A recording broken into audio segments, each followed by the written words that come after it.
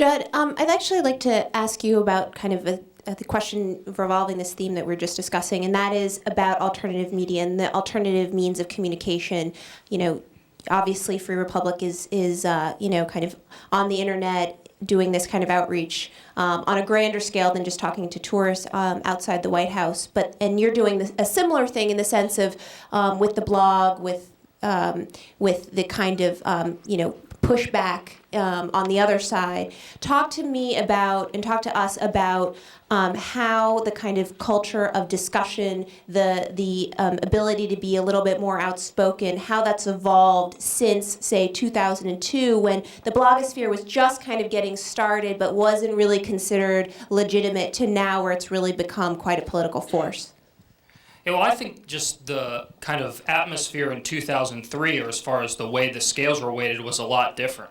You know, Free Republic is big now, it was big back then. Most of the liberal blogs that have some influence now in early 2003 either were just getting started or didn't exist at all. So you really had a situation where there wasn't a developed infrastructure on the left that was there to push back. I think if you had the situation today where there was a group targeted for one offhand remark, you would see, you probably would see a very aggressive pushback that could have changed the way the story was shaped in the media. I think the other thing that you would see is that, just watching the movie and watching the comments in context, I think a lot more people today would see those comments themselves. It would be on YouTube, it would be on Google Video and every other site, and people would watch it themselves. And I think when you actually see the comment, it becomes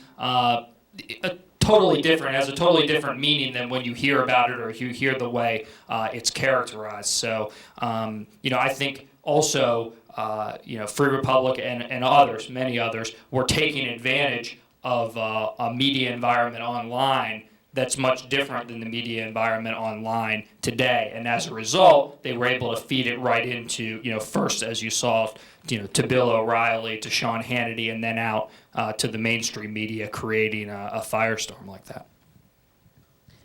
Mike, I want to, in your experience with kind of country music, with bluegrass, and your experience in the South, can you talk to us a little bit about, do you think that that now that the Dixie Chicks are kind of forsaking country, that is, in fact, that their popularity now is just, that's it, they're done with country, and country's going to be done with them? Or do you think that there's a kind of evolution at all that's going to take place within that kind of culture as well as that industry? What a question.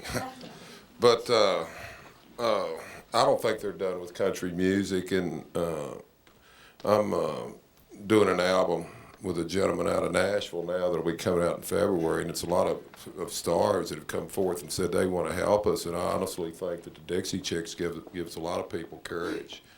And in all honesty, when you're dealing with country music, one of the greatest arguments you can make to these Nashville people, when I talk to them, is that, you're selling a lot of records, but your core constituency is getting screwed out here. And I mean, the people who are buying the Nashville records, they are forgotten America. I mean, we've lost our health care. We've lost, our first responders. In Virginia, 100% of the first responders in rural Virginia are volunteers.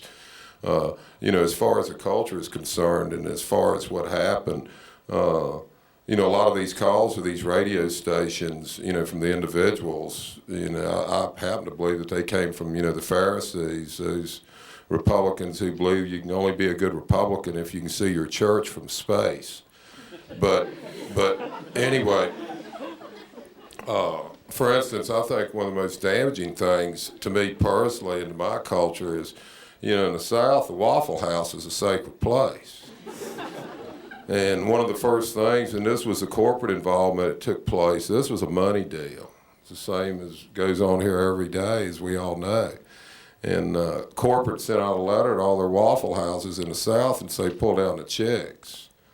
I mean, it's a sacred place. I mean, you don't be screwing with the jukebox at the Waffle House. That's blasphemy. But I do believe it's corporate driven. I think it was all about money. And, you know, people here in the journalism business know that you never get, you know, stories or calls from people who like what you're doing. You get calls from people who hate what you're doing.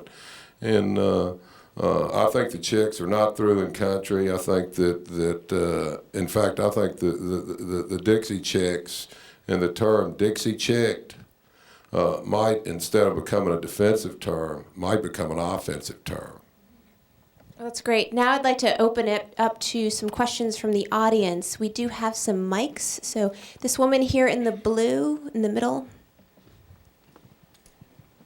If you could identify yourself, that'd be great too. Hi, my name is Edri, and I live in the area here in Arlington. The question actually is for Mudcat. Early in the, right after Jim Webb decided to get into the Senate race, there was a lot of discussion online between people who were getting ready for the primary and what are we going to do and how are we going to organize. And the idea came up to have a concert. And the idea was to ask the Dixie Chicks to do it. And a lot of people came back and said, no way, not the Dixie Chicks, not for Jim Webb. What's your thoughts on that? You just gave the reason that we as Democrats continue to lose elections. I mean, nobody has ever said that the wuss factor doesn't exist in a Democratic Party. You were on that list.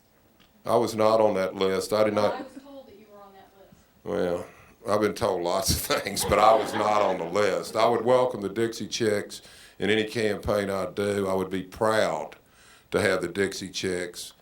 They're the real deal, and you know, this evolution, I don't know if y'all picked it up in this documentary, but these, you know, they evolved, and you could see them evolve from, you know, a politically conscious statement from Natalie, and then you see them evolve into to being mad. And then what happened was, you just watched on this big screen here the development of patriots, and we need more true patriots in the Democratic Party.